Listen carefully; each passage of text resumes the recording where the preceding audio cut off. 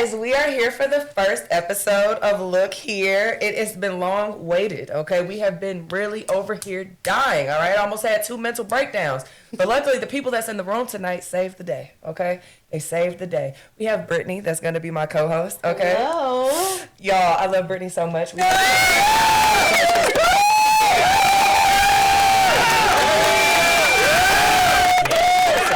We also have my sister. She's behind all the tech tonight. You're not going to see her, but you will hear her, okay? Because she's the one that, you know, helped really fix that last little bit of the breakdown. But again, both of these motherfuckers helped the breakdown tonight.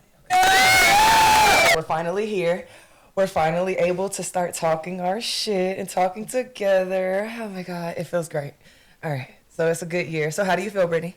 I feel good. Yeah. I feel good. It's been a good year so far. I mean, 2026 really like started off with a bang. You know, like I feel like that's why I laughed, because I was like thinking back on all the other years before 2026. It's like January hits and it just kind of like all falls to shit. But 2026 has been looking really good for me, you know, so far, and okay. Hopefully it stays that way, Lord, please. Like, you know, just let it keep elevating from here. You got any new dick this year? Because I had to cut dick off. Baby, I came into the year dry than a bitch, okay? Ooh. Dry than a bitch. Had to fix some daddy issues, all right? See, I was 3 years celibate, or abstinent, I should say, because from my last relationship, we ain't going to get into that because that's a non-factor to talk about. But that house being closed up for 3 years? 3 years. Bitch. 3 years. I came off 4. So to know that I got some and now I had to release it, baby. I know that was hard. Bitch. I mean, that's not my first rodeo with going abstinent, though. I every time I get out of a relationship, like a long-term relationship, I always go into like this season of abstinence. Right, gotta take that 3-4 years, and it's just to really kind of focus on me, and the relationships be so traumatic that I can't deal with it. I don't have the capacity to deal with anybody else. I swear, you gotta just sit there for a minute, especially, I ain't gonna lie, especially if you raw dog the nigga. If there was any type of raw dogging, baby, the time that is needed for that shit to come up out of there, okay, baby, I mean, the soul ties need to, you know, release, and everything else, and the pH balance got to go back to normal. Baby, I got to be completely replenished, because the next nigga that comes, he gonna want to damn near stay. Okay. Even though I might not let him. That part. But he gonna want to stay. Damn it, he gonna know why. It's great. That's why I was just like so hurt that when I gave my shit up, I realized I was on my last little bit of them daddy issues, that trauma, and I'm like, oh my God, I was with a nigga trauma bonding. But see, I'm proud of you for that. The level of self-awareness you have to realize that you were trauma bonding with someone and to cut it off, even though the dick was good. Boy. Bitch, I was getting hammed up, having a great time. Just realizing, no, bitch. But that's what I'm saying. I'm proud. Growth. Girl, you never realize how deep them issues be until you finally say no. Then you sitting at home alone. You playing that shit back. That Rose is doing what she got to do, but then when that bitch be dead that night, you come to reach for her, and all you can do is think back on what used to happen. They don't sell them anymore on Shein, you guys. Bitch, I'm mad as shit. Rose died one night, and in the middle of me, you know. Did you stop and recharge it? Bro, I had got up out my bed. I was mad as hell because I had to recharge, and I had to wait for it to recharge, and I was halfway through. Like, it just died. How do you just do that to me? Low key. That sound like when she asked, like, would you rather have, like, one long spout of sex versus, like, little minutes spouts of sex? Because what if you have sex with somebody for, like, 10, 15 minutes and they get their nut off, but you don't get yours off? It's the same effect as that fucking Rose. Bro, you know how pissed I'm? Well, I don't know. I might be sick. I have 2. When you learn not to let one die, you can't allow to let one die. Baby, because when she came to my house one day and brought me that second one, now I got 2. Because I said, I'm not finna be sick enough to open this bitch. I left it in the box for hellas until that first one was dead. And I said, I see why this bitch didn't. I was mad as hell that I keep the bitches circulating. And then it's like, and now you can realize which one finna die. Because I promise the guy, it's like I just click it and listen. Like, if it's not, I'm like, yeah, no, that's how I finna die. That thing got it's the other one, like real hard. If it's not zoom real hard, yeah, no. I don't know, guys. I just. Wait, you realize that you ever took a bubble bath and used yours? No. I took a bubble bath last night and used mine. I be scared mine gonna Baby, break. I promise to God. The most I do is boil. You got your ass licked from the root to the suit of that shit. You let this bitch splashing. I know you fucking lying. Not splashing. She said, you gonna put the rose in the tub. Why no? I tested it out. I had to see. And you said it's waterproof, right? So let's test it out and see. That thing is waterproof. See, I thought I broke mine from boiling it. Boiling? Maybe I asked why did you boil it? I boil it, like submerge it, but like I do put like maybe an inch or two, get that bottom. Oh, see, when you said it, I thought you threw that bitch in the whole pot. Clean, clean it thoroughly. Yeah. Oh no, I definitely put hot water and I make sure it gets in the hole of that and I wipe it out. So now I don't know if it's broke or if I need a new charger base or if I just need to get a whole new one. You might need a new one, baby. You might just need a new one, but I do know it's waterproof. I've seen some girlies out there say that they just got a new charger. So I don't know. I got a gang of them chargers. More than 2? I feel like I got like 3 or something for some reason. Because if a charger don't work, you gotta have another charger. I don't know why, but I feel like I do have like 3 of them chargers. I got one rose, one charger is gonna have to work for now. But I am gonna look into having a second because that one dying on me midway through. You do gotta go traumatized on me. If you ain't trying to spend that 50 on that bitch, but see, now that you got that one from Shein for like $5, it would be crazy to go spend 50 on the real Oh, one. absolutely, because that $5 one, dude. And I'm on my 2nd or 3rd year with it. That's crazy. You ever had a man give you head like a rose? One time, and it was this old nigga, and I promise to God, it's like the minute that nigga opened his mouth, I was, whoa. Bro, when I say down Absolutely to the vibrations, down to the vibrations, to the suctioning, I said, oh, you could have warned me. That's why I said, that's how you cracked your year off this year. You can got your. Oh. Y'all, she told us immediately she was overwhelmed. She was a proud woman this year. I'm loving that. Okay, absolutely loving it. It was worth breaking my abstinence for. I will say that. Because sometimes you break your abstinence and it's not worth it. And then you be mad at yourself like, damn, I was doing good. I could have just stayed abstinent. Because this was trash. It wasn't even worth it. But this. So there is a difference for you in celibate versus abstinence. I would say the definition itself, it means 2 different things. So I always used to say celibate because I used to think that they were the same thing, not realizing that they're actually 2 different things. So celibacy is when you don't practice anything sexually. Like you don't do nothing. You don't kiss. You don't masturbate. You don't do none of that. You know what I'm saying? Abstinence is just abstaining from sexual activity for a short amount or a temporary time frame. So that's what I'm doing. Mine was just abstaining from sex temporarily until I met someone else that I felt like I was worth giving my body to. Okay. I get it. Yeah. So it's kind of when you think about it, you never been celibate. Every time you said you were celibate, you weren't celibate. You were just abstinent. Correct. Look, I look, you should just call myself a born again virgin when we had took that hiatus for them 4 years. Okay, yeah, because I was abstinent for 4.5 years one time after my baby dad. Baby. Because I needed that time. I needed that here. When you get out of a situation where you have a baby dad, that's the longest hiatus you need to take. Oh God! Because that you're a whole new person now. If you had to leave your baby daddy, or you had got left by your baby daddy, or you just everything just is split with your baby daddy. Regardless of how y'all ended things, it is mandatory that you take a hiatus because you have to. It's definitely trauma there. So see, you guys have it from a baby daddy perspective. I just have it from a whole perspective. Okay. I did the same thing, but realizing, oh my God, you're fucking up niggas. Ooh. Like you're actually doing men wrong in a way that you would never want to be done. See, they was fucking me that's up. That Sagittarius in it though. That was fucking me up. Look, but that's that Sagittarius in it though. That makes sense. That's that Sagittarius. I dated my ex. They just like to have a good time. My ex was a Sag. Thing about. It is because it came up on my the little zodiac thing came up on my Instagram and it said Sagittarius. Yeah. Like they're the ones that fuck up people the most because They just no. It was like a list of 4 or 5 of them. My ex and Sagittarius are literally there for a good time. They'll make the way you're saying it, Brittany. But I'm just saying that I understand what she's saying because my ex was a Sag, and there's a lot of trauma there too. Sagittarius know how to make you feel like they're in that, like they're in it, like they really want you like that. But they're really only there for fun. Exactly. Like I'm just here to have what fun. they can get out of the situation. And I dead ass told you, bro.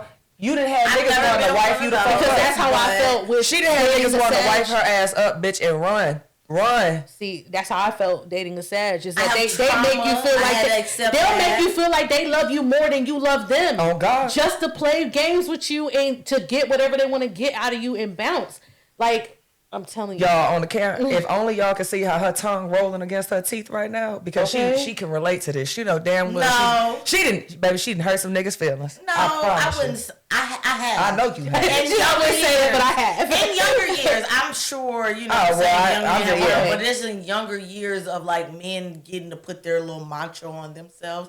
I definitely had dealt in my, younger days with men claiming to date for marriage. Mm-hmm. You know what I'm saying? They'd be like, oh, okay. Don't forget to also switch back and forth on 1 and 2. I definitely cut this out because I definitely but I've been waiting for the perfect time. Like when segments are changing to do it, then it's not just constantly flipped back and it looks crazy mid-talk like that. Like, got you. Anyway. Yeah, I've been through it. You know what I'm saying? Then I end up engaging back in, you know what I'm saying, indulging back like ladies have. Mm-hmm. And then life happened.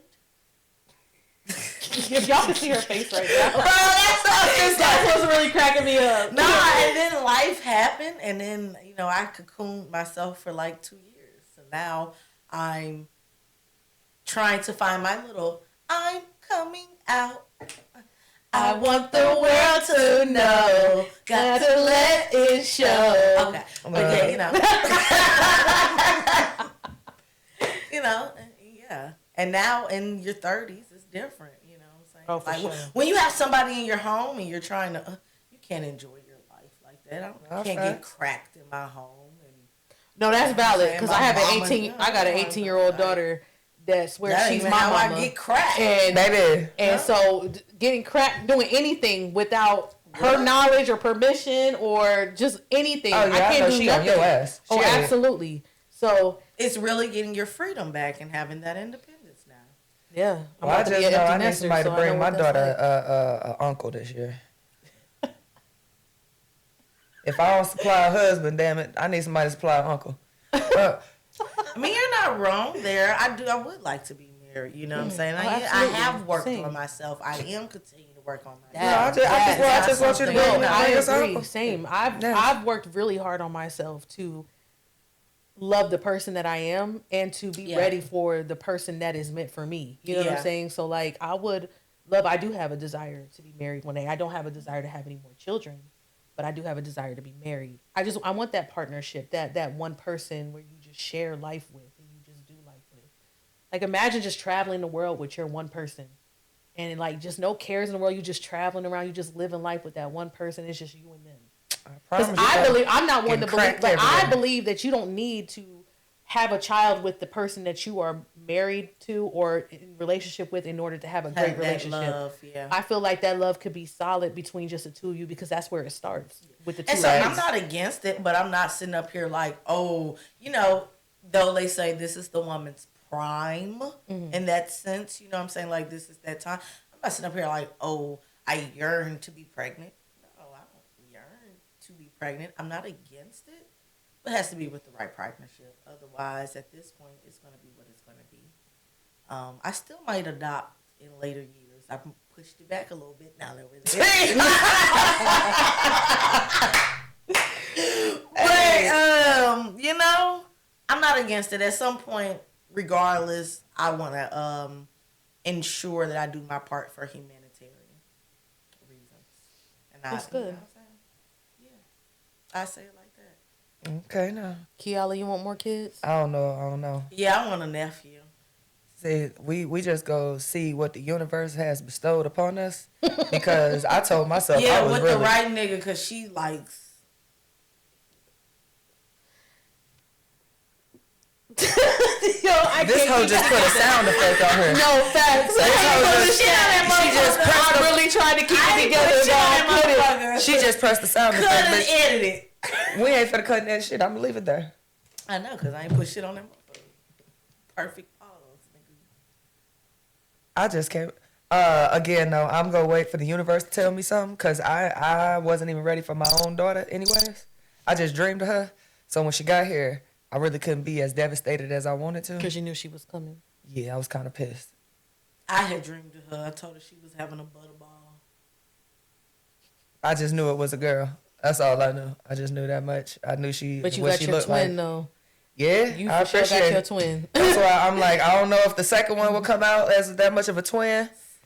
And if the first one act like the way she acts, who knows what the second one See, be. that's I don't know. crazy. You might have really strong genes. I seen people have 3 kids by 3 different men, and all their kids look like them. Look at Finesse 2 times, mama. Or Joy, really got Bow Wow's baby mama. First 3. Bow Wow's baby mom, Joy. Y'all know who that is? Yeah.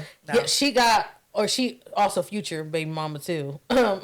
She also She round, that's cool. what's that football player? Okay, she 3 different. She round. Yeah, she She round. around. Okay. She's beautiful though, but Okay. she's around. But all 3 of her kids are by 3 different men, and they all look like her. They all look Yeah, no, I alike. low key didn't realize how much that the little girl looked like her until, like I said, some video like the other day of her dancing and everything. I said, damn, they really is twins. No, Like, yeah. I never. And really she's realized. beautiful, so I mean that's a compliment to her because that means all her children Oh, are for real? beautiful too. But I just don't know if I could test it.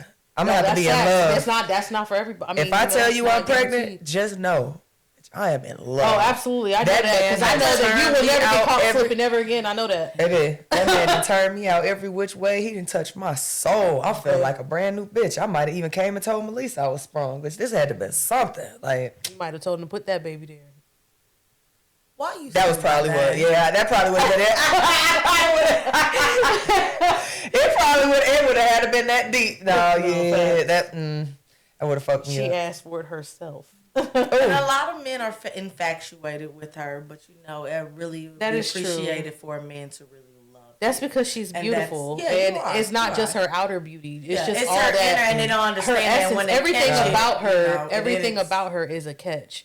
And I don't think men understand that when they come in contact They just with be her. trying They're to just build a fantasy off this bitch. yeah, honestly, and they're gravitated to her. Don't even know why. They don't even know why because I mean, she's toxic. I'm not finna sit up here and act like that's a nasty hoe. oh damn, You don't nasty hoe is brutal. Hey, bro, and she said it with her chest. With her like whole she didn't even think about it. She's a nasty. She put that bass in her voice. Like, bro, like I know damn what I'm toxic. I am. And so, But you don't take no shit. Well, No. you don't. But take she no. also, I know this, and I'll say this for the most part, she likes Sigma men. I like sick what? You like Sigma men. You like Sigma type of men. You have Alpha, Sigma, Omega, and Beta, or Beta, Oh, Omega. you like You like Sigma men. You like a You like- man that's you like- not necessarily alpha. He can sit back. He likes to be led. He likes to be rocked. He likes to be a bit controlled by you. He thinks it's cute. Then he'll lead a little bit, but like he also ain't gonna talk shit. You know what I'm saying? They're quiet. They're not. And B, you could say this, but you've been around some of her partners to know. A lot of her partners are quiet until they get comfortable. They're not actually. Kiala you know what I'm definitely saying? has leader energy. Yes, you're in very relationships. alpha. But You're she's an alpha female. You're an like alpha a Sigma. female. You're very you're confident in just how You're a you move. nigga. And like But why did she can't say that to her? Bro, I said something to TK the other day, and she was like, "You know what you sound like?" I'm like, "What? A nigga?" I'm like, "What you mean?" She was like, "You just sound like a man giving me advice right now," and I'm like, "Is it wrong though?" She's like, "No, you right, but the delivery." I'm like, Cutthroat, blunt, however Absolutely, you want to say very in honest, those yes. little areas, you know what I'm saying? But then you're so sensitive yourself. Yeah. Baby, why did she tell me earlier? She was like, how does it feel to know you one of them? What you tell me? I was one of them sensitive. She said I was one of them sensitive, aggressive, light-skinned women or something like that. Oh, I said, don't it feel good to look at you like you one of them classic light-skinned mean women. Yeah, one of them classic light-skinned mean women. The high my God. yellow, mean, light-skinned woman, but she really not mean. She got a little Karen size, but the bitch really mean. Like, she's still aggressive. You know what I'm talking about. Like, you've seen it. You know that. Like, it's those high yellow. I don't even feel like I'm high yellow, though. That's the point. I mean, Um. you're high yellow. Yeah. I'm not like Brittany. Well, I'm not black. You're black. There's a difference. There's a difference. I'm on this camera right now. I'm Latina. I'm Puerto Rican. Which, you know, we come in all different colors. Colors and shades, you know, and sizes. Absolutely. And I'm proud of my culture, my heritage. Yeah, but you are like half black. Taina. You looking like that pale Italian side got you. Yeah, and that's what that got is. you a little yellow. It's okay though. But you come Well, from Puerto Rico nigga Italians. Oh, I yeah. like to say that for your bloodline that watch on the low. Nigga Italians. Well, let us pray we make it to Puerto Rico so we can go ahead and get a tan. Cause don't get me deep, cause the other side I'm finna yell out Germans, Saisha. I don't even understand why she is like. I really just wish y'all could just see her right now. I feel like y'all gotta put a face to this personality. Baby, because the way she just Saisha. She might be your favorite person on here. And what's crazy What? is she is so nervous sometimes. Before when we was doing these practice runs, she was I'm good. finna mute all of this. Get it together. Before, Don't she worry, was because good. I feel Get the on same way. track. I'm very nervous too. Like being in front of a camera is a lot for me too. Like because you know, sometimes you feel like you only look good from certain angles, and then like you know, So just how you look at yourself. I don't know. It's weird seeing yourself on camera. So don't get me wrong. I do feel like I look better in person. I don't feel like I'm a camera phobic. You know, I'm not camera phobic, I but like feel like a that. camera photogenic photogenic yeah, person. same, me too. But I also just realized from history of other, or honestly from watching other podcasts, some ones that make it a little spicy is having somebody that has that characteristic or that voice, but you don't get to see them. But you don't get to see. She them. want to You know bring what I'm a saying? So mystery. it yearns you into like I fuck with them, but I do wonder what the fuck that motherfucker. You know what I'm saying? One And yet day, you still see me. One day, y'all. Yeah, will. I'm you know I've worked One up day. better. I wouldn't freeze up now. That's good. She has worked me into it a bit better. I like that. You're so, coming out of your shell. You know, No, and yeah, we she got coming this out. network coming, so We are building a network. You know, She's gonna have her own channel. Brittany yeah, gonna get her own some things channel. coming soon. So you know, Are you ready for that, Brittany? Man.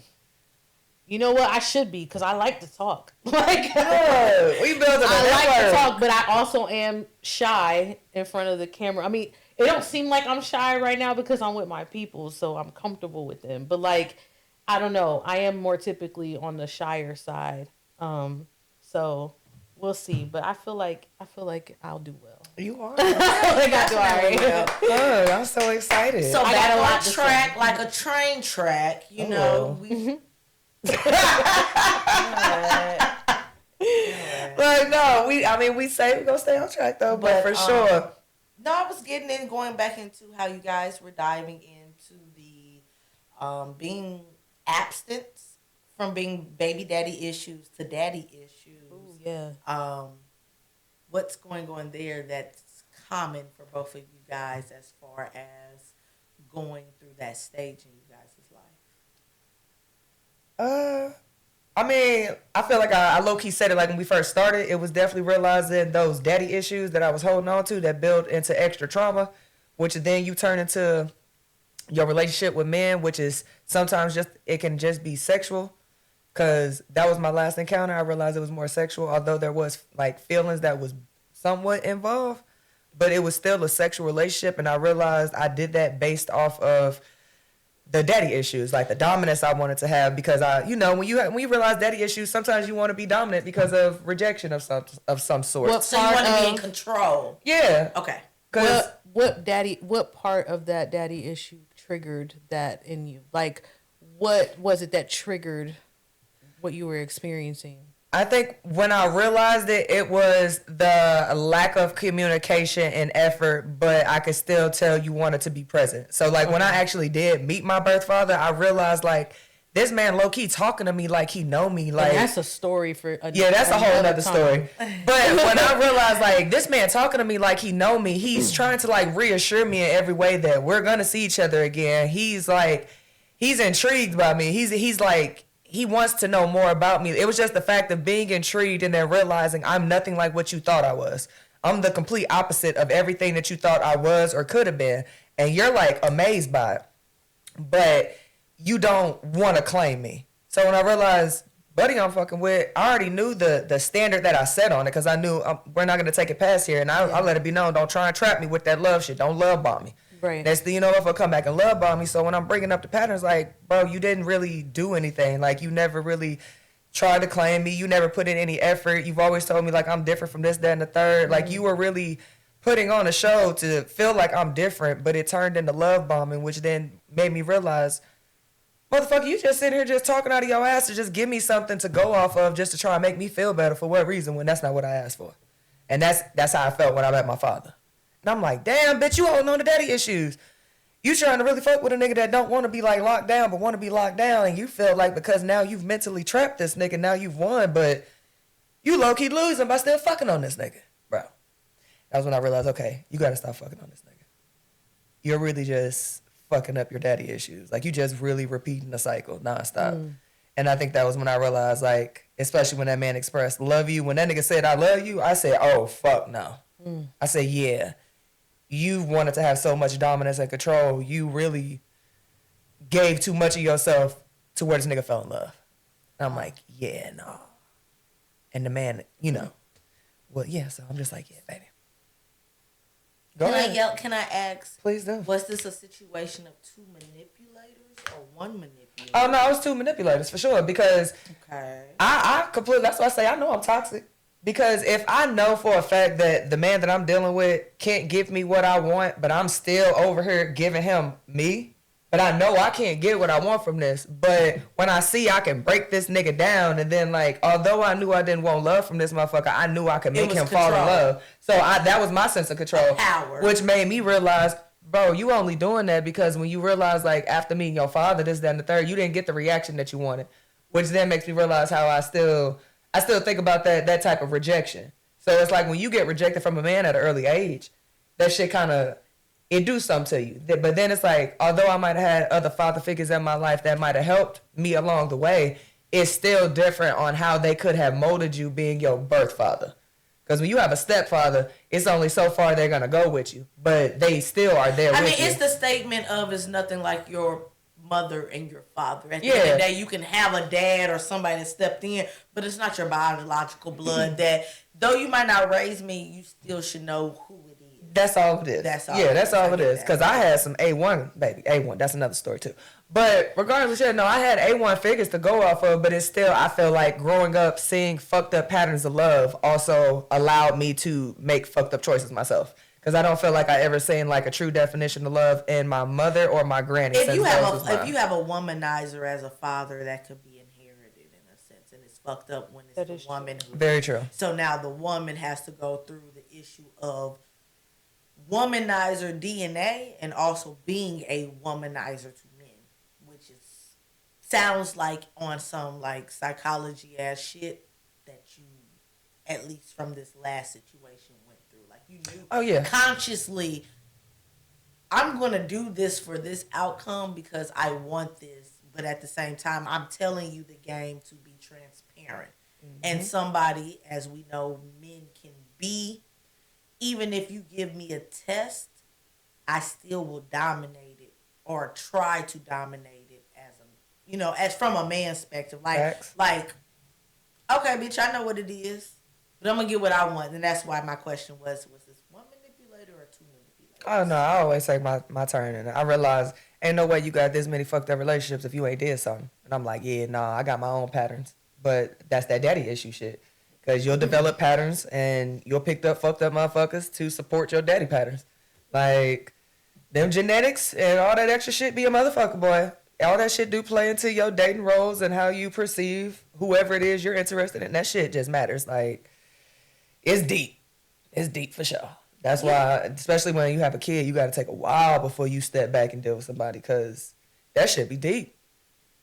That should be deep. They say after you have a kid with somebody, they only say it take like 7-8 years for that man to get his DNA out your body. Yes, they say 7 years. That is very true. It took all of that. But also, just to put out there on my nerdy shit, your body regenerates every 7 years. Not to act like a snake, but like, you know, your cells regenerate every 7 years. Like, so every 7 years, naturally, it's going to happen, man or not. Every 7 years, your body just kind of does that. If you guys have ever noticed or look back at, what was I like at 17?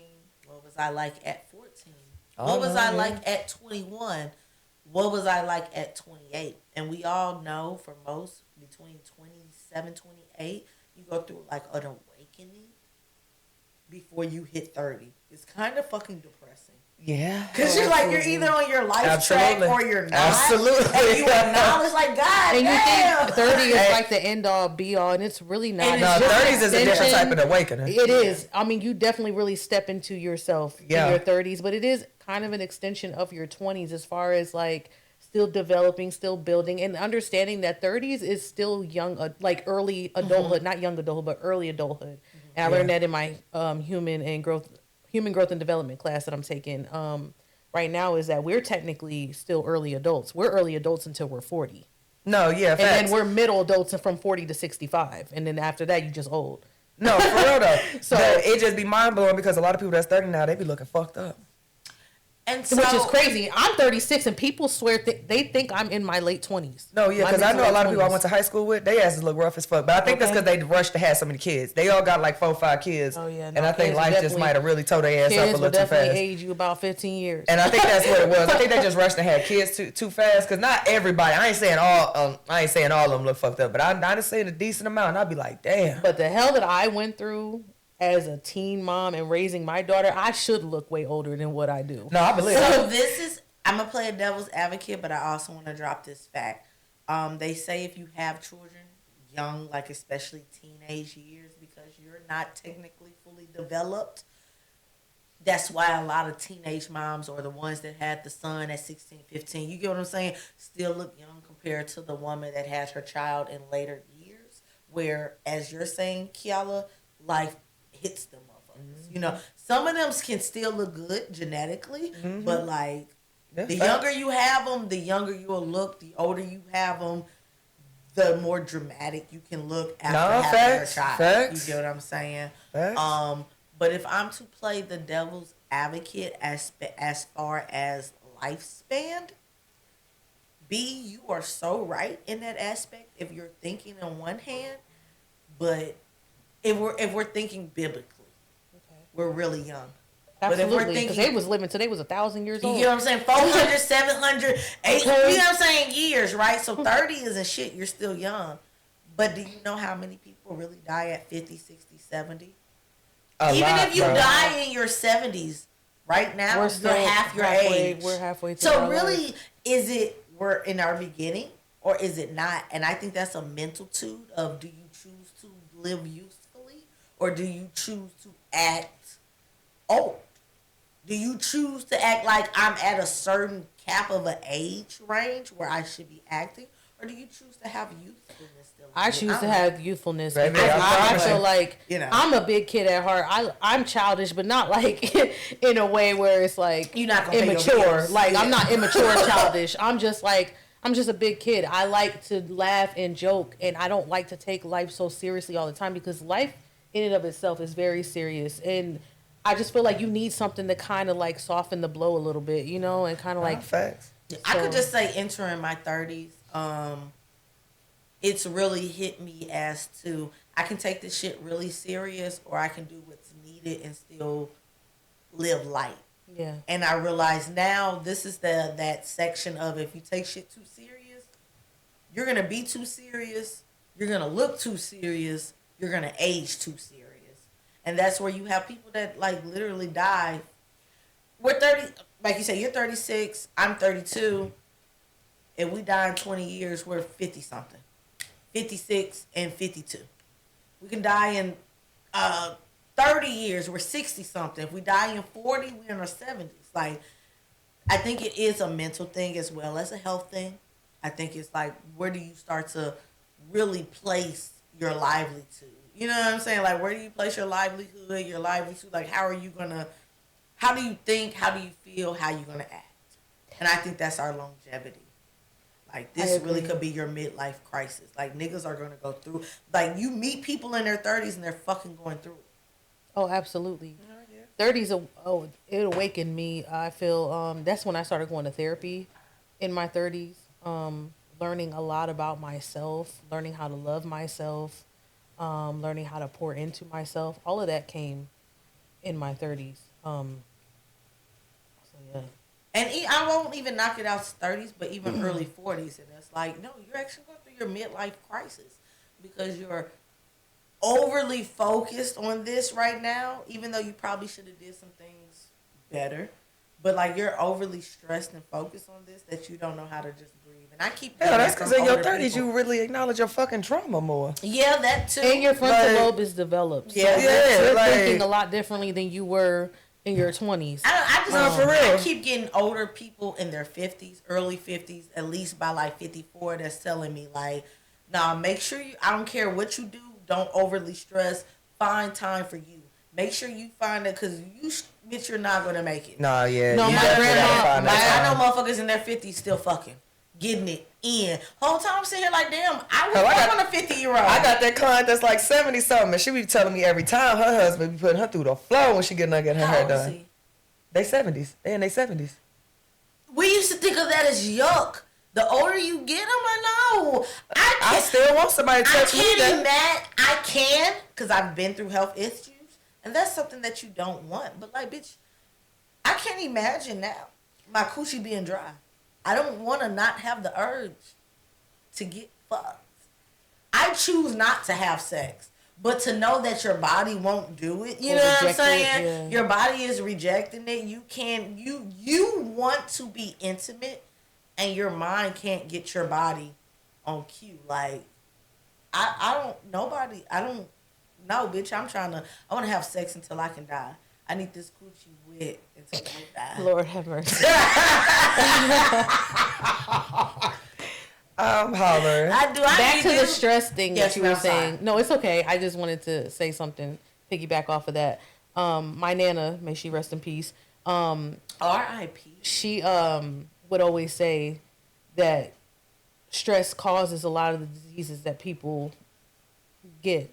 Cancer, heart disease, all these things, and that we shouldn't stress, because a lot of times people are getting these diseases and they think, oh, I'm getting it because it's genetic, it's hereditary, or whatever the case may be. When they're really, the stress is what's causing these problems in their body, and causing them to be really sick. So she always used to say that to me. Yes. All the time. She always tell me, like, it's not worth the stress. Like, find another avenue to get stuff done. If one thing isn't working, find another way to make it work. But it's not that deep to stress over it, because you do not know the magnitude that stress has over your body once you start to invite it into your space and your nervous system. Like, when I think about trauma too, and how trauma really like sends your nervous system out of whack, it takes a long time to rewire your nervous system. I've been in therapy for 2 years now, and my nervous system is still not where it needs to be, because I've been enduring trauma since I was a child. So think about all the years of trauma that you have to undo to rewire your nervous system. I have to do somatic poses to go to sleep, to have a good night's sleep, to like physically have a good night's sleep. I have to, bitch, I understand. Yeah. Like, physically putting your body to make sure you're good. Like, yeah, no, that shit is true. You have to. Yeah. But your daddy issues thing, also, do you feel like the mommy issues that you dealt with also contributed to the relationships? I wanted to say, because I was going to make a point that I feel like my issues are both from, I had mommy and daddy issues, and I feel like they both contribute to my trauma with men, and just the things that I've experienced, and why I still certain men gravitate towards me, why I keep attracting the same type of man. And we don't got to go deep into. So wait, so you asked me, do I feel like your mom, the issues that you have with your mommy issues, do they also contribute to the type of men that you keep attracting? Yes and no. Okay, why do you say yes and no? Yes and no. Cause hell, the way when growing up, the way my mama used to talk, like you ain't supposed to love no nigga. You supposed to just fuck on these niggas and get money from them. Get what you can get out. You not supposed to love these niggas. So when dead ass, when my dad passed away, you see a real motherfucker, and I'll never forget. Bitch might have been higher than a kite, but I don't give a fuck. Drunk man don't tell no lie. I don't give a fuck what type of drug they on, whether it's liquor or not. Motherfucker looked at me and definitely said, "Bitch, you been stupid out here. You been fucking for love." So I said, "Damn, bitch, we just driving to go get some bread. Where the fuck did this come from?" That's why I'm like, "Oh damn, bitch, the drugs done hit." But I'm like, damn. Well, Kiala, are you not supposed to be over here in love with a motherfucker? And I'm like, okay, all right. So when I realized the certain moments when I did disconnect from men and I let it be known, okay, we just here for sex, and these motherfuckers is still creating love out of this shit, I'm like, all right, even if I try to have a disconnect, I still don't know how to disconnect. So then that go back to that daddy issue because I still want to have some type of control. Gotcha. So that's why I say like, yeah and no.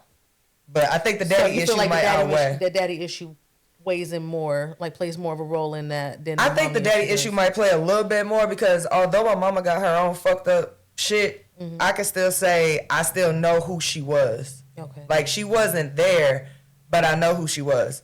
The people that I know in life is because of her. Versus daddy issue, don't know this motherfucker at all. Right. Has always lived maybe 30 minutes away, but never seen this motherfucker, never heard from him. Don't know no type of health history, no types of shit. But I look just like this motherfucker. And then when you find out the motherfucker got more kids, but you just don't fuck with me because I'm the only one that's black. The 1 minute you wanted to get a taste of jungle fever, and you don't fuck with it. Out of all these kids, you got stray kids, wife, kid with the wife. I'm the only one because I'm black. So yeah, no, it's like them daddy issues is deep. So it made me want to have control over a man since a man thought that he didn't want to have no type of control in my life. Like it's almost like to protect yourself. Yeah. From feeling the way that your father made you feel. Exactly. Yeah. And now once I realized that with that situationship, and I said, "Oh damn, bitch, you thought you might have healed from that shit. You really didn't. You was really over here entertaining a motherfucker that you knew you really couldn't have. Like you was trying to force some shit with their hopes like you would possibly be able to force your father to have a relationship with you. Bitch, you can't have what you want. So you gotta just let the shit go. Yeah. Like you just trying to force shit and you can't do that shit. So I was just like, yeah, nah, bro. In the corner though, because I know you, I really think that there's an underline on the mommy issues that you don't, maybe not. Can't nobody possibly hear you.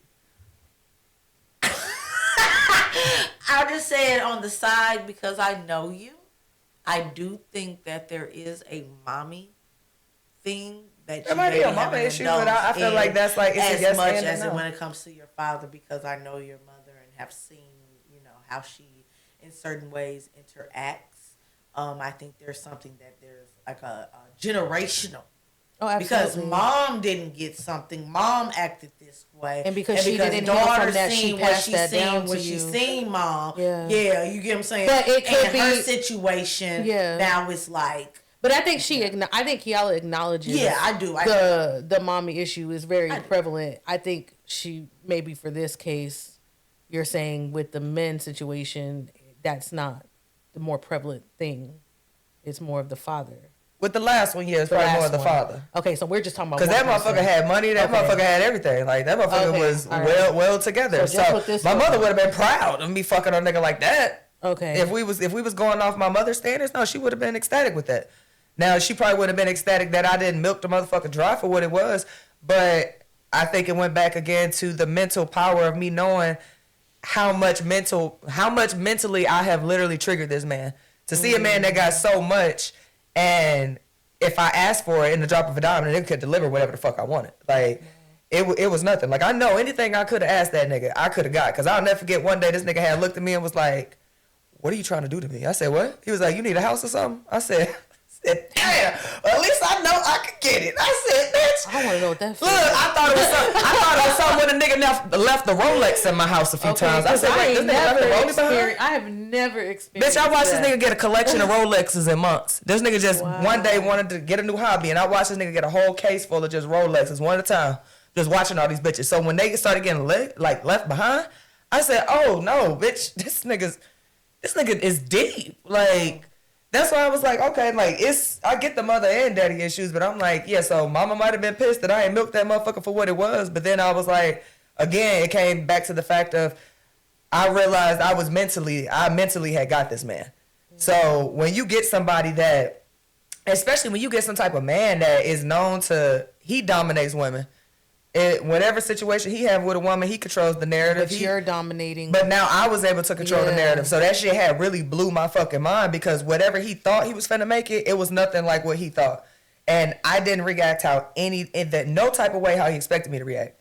And he voiced that shit numerous times, letting me know, like, no, you're nothing like what the fuck I thought you was. Like, you're nothing like nobody I've ever talked to, met, like none of that shit. So to know that I was mentally able to have a man like that had as much as he had and that controls the situations the way he's controlled it. Because that nigga had let me know, hell, after like a month of talking, don't nobody even last as long as I've lasted. I'm like, you ain't talking to nobody longer than me? He's like, nah, that shit don't go like that. Wow. And I'm like, so you really disconnect from bitches. Like, you literally you don't build relationships or connections with nobody.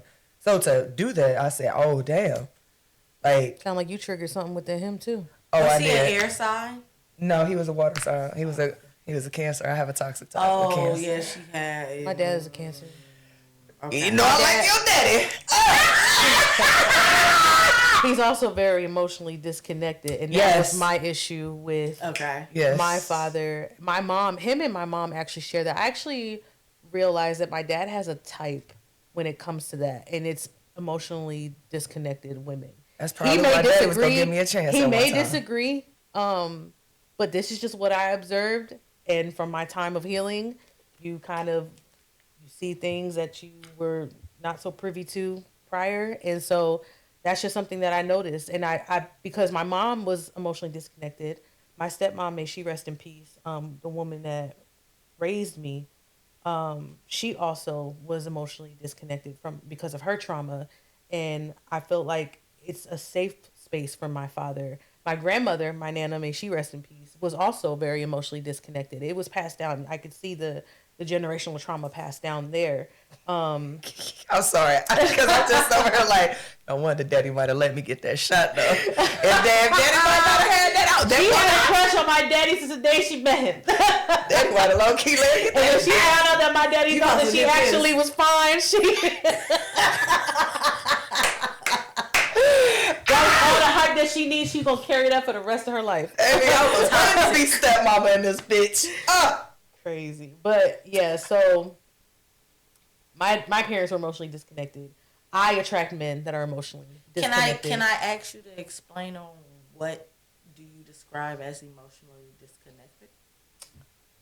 Oh, that's good. I was thinking that question. All right, cool. All right, I'll say this. When my stepmom passed away, she died of cancer, and this is probably like the first woman that my dad really, really loved. He built an entire life with her. They had 2 kids together, and then it was 2. They had a child each outside from a previous marriage that they brought into their marriage, and they built an entire life together. And when she died, he never dealt with it outwardly. He never wanted to show us that he was struggling. So I don't even know if he's ever really dealt with it the way that people probably should deal with that level of grief. And there's no one way or right way or wrong, I'm not saying like there's a right or wrong way to deal with grief. I'm just saying like as far as like healing from it, working through those issues, I felt the pullback little by little. He became almost unrecognizable. It wasn't the father that I knew. But it also reminded me of when I was a child and when I experienced certain things growing up with my stepmom. My dad, he was there. He was always there, but it always felt like he would choose that situation over me and what I was experiencing.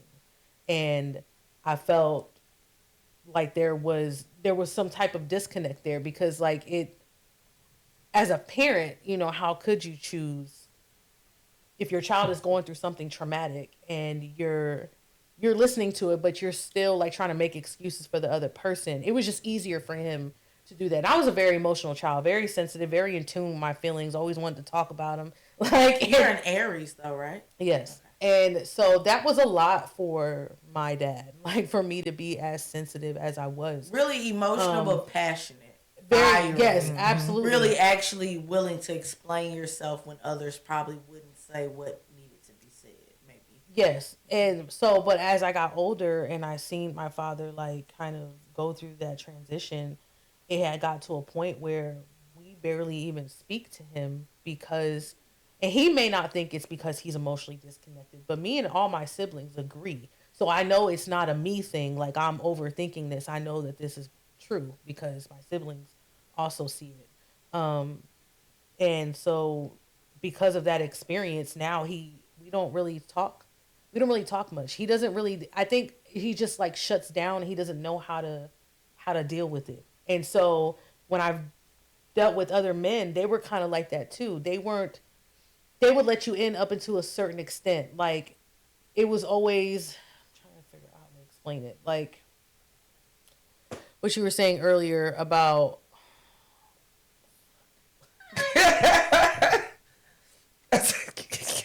bitch, I'm locked in. What'd I say? Say my eyebrow right. Oh wait, we got to cut. Oh wait, my alarm going on. Damn, it's messed up. Let's take my meds. All right, let me bring it back.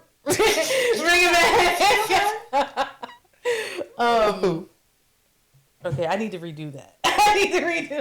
Because I started feeling myself ramble, and that's not what I was trying to do. I really was. No, trying you're to good.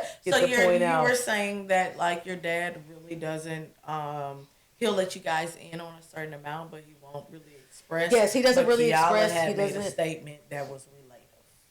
Well, it felt relative. I'm trying to remember the statement now, but we'll get. If I remember I'll insert it. But I always attracted men that weren't emotionally available because my parents were not emotionally available. I grew up feeling like I wasn't loved, like I wasn't enough, like I wasn't wanted, feeling like I had to chase that validation. I had to prove my worth. I had to do the most to be chosen. And that's what I did in relationships with men. I always attracted men who made me feel like I had to prove my worth, that I had to overperform to get just an inkling of love. Can I ask here for the definition or for you to be able to define to me, are you saying that your father did not pour love and confidence into you, or was he just a person that either distorted his love or did not display his love? Because you're saying that they're emotionally detached. I would say my dad showed his love. I'm not going to say that he never showed his love.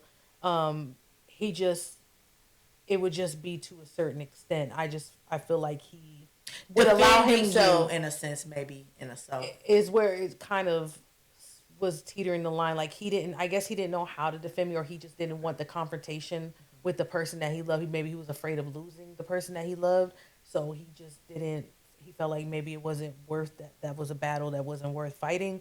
I don't know. My dad showed love. So I'm not going to say, he was just like not a loving father at all, but it would get to a certain extent, and then you can almost feel the uncomfortability where like, okay, you're getting too emotional, or you're getting too loving, or you're getting too like, I don't know. That's the best way I can explain that. And I feel like it came from me feeling like I had to be indebted to my father because he saved me from my mother. I went through something very traumatic with my mom, and it caused me to be taken away from her. My dad took me, and he tried his best to give me a better life. Financially, it was a better life, but I went through a lot more trauma in that new situation that he brought me into. 120% understand. But I felt like I was indebted to him because I felt like because he saved me, I owed my life to him.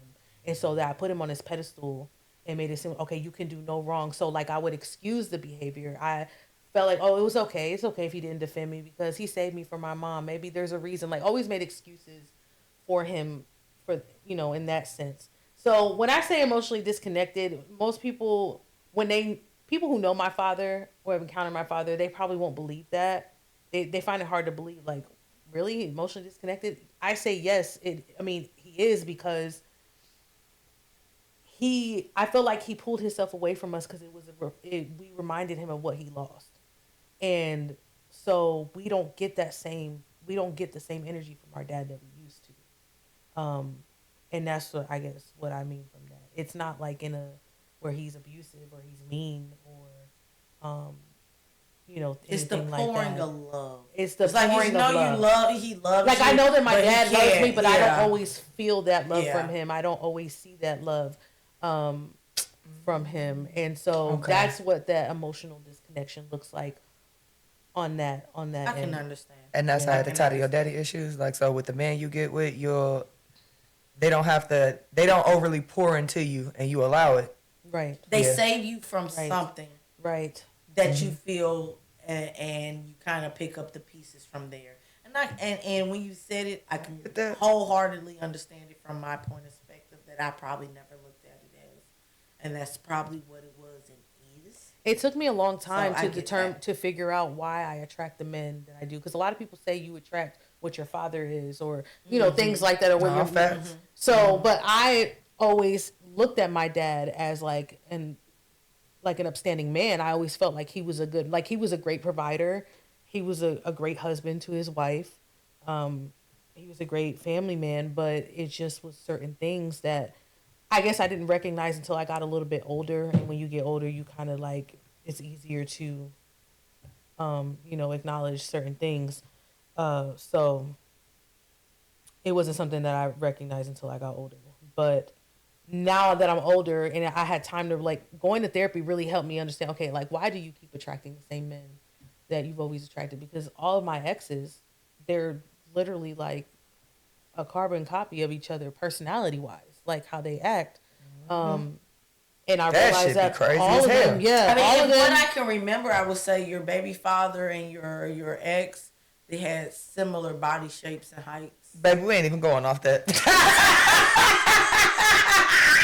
talking off pure emotions. How these niggas wasn't there. This bitch said, well, I can't say the body types. No, bitch. We talking about their delivery. We talking about that. Were they not? They kind of were. People always said that my ex reminded them of my baby dad. So okay, so that's all I get that. I never looked at it that way, but I had family members tell me that. But and look. Once I got out of that trauma with my ex, I realized, like, oh, there were a lot of similarities, a lot of red flags that pointed to, like, the fact that you were very similar to my baby dad. And I just literally attracted him all over again, just in a different person. And, them damn daddy issues, that shit, baby. So I realized then that the reason why I attract these men is because my mother and my father were emotionally disconnected people. I always felt like I had to prove my love. I had to prove to get something back. I felt like I wasn't enough for someone to just love me on their own, unconditionally. And that's why I attracted those men, because I had to do that with them too. Okay, we're gonna start hitting threes really, really quick. Is it personality or facial features? Personality or facial features? Facial features. Is it personality or facial however features? y'all hear this. Like what pull you? Personality. What is meant most to you? Personality or facial features? Oh, I'm shallow. I know that. Yeah. I want facial features.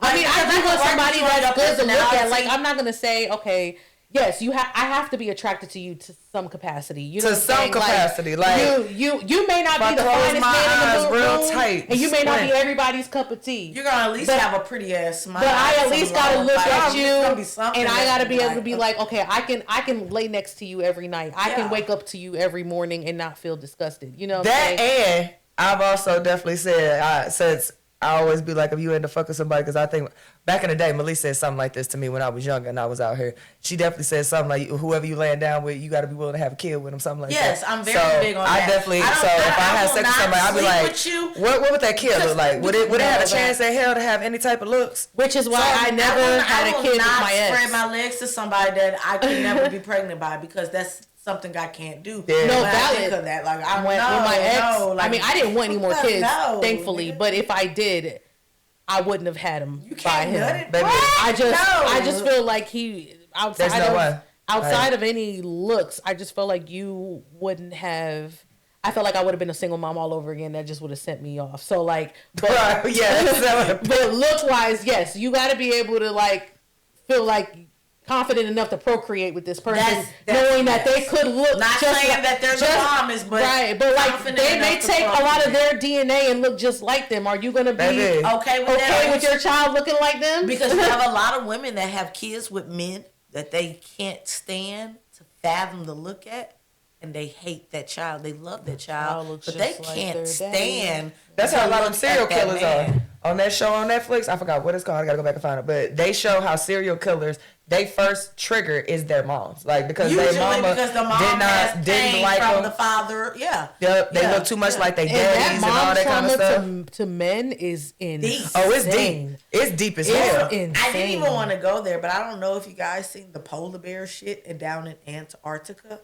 Where the 1-year-old Wilder just kicked you out anyway. Bitch, I've been sitting here like, I don't know why in holy fucking hell this bitch had to start giving us an explanation with polar bears. Because, bitch, at first the conversation, I said, she talking about bears. Then I said, wait, she talking about polar bears. And she going, no, but it's not just polar bears. Y'all, this was a great first episode.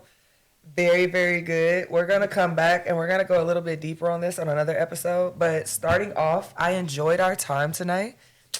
It was great.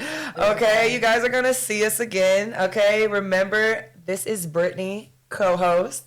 She probably didn't realize a lot more than just one or twice, but oh no, I'm fine with it. She locked in. We have really good conversations anytime we link up, so I feel like this is perfect for us. Like, okay, just record the conversation. We started. Right, baby, so right. Because let me tell you something, y'all. Before we go, I fought for this shit. Okay, I've been waiting for this for 2 months. Okay, hired some other help and the shit went left real quick, but now we're finally fucking here. Okay, and soon you're gonna meet the lady behind the camera. She's gonna come from behind there because there's no way of not meeting her. So, and she's trying to wrap it up because I'm talking about her. But one thing about it is, this is a great first day, and we're gonna sit there, and we're gonna see you guys again. So, let me tell you something. This is a great night. This is Look Here Podcast. We're gonna be back again, and make sure you come back to look here for more shit.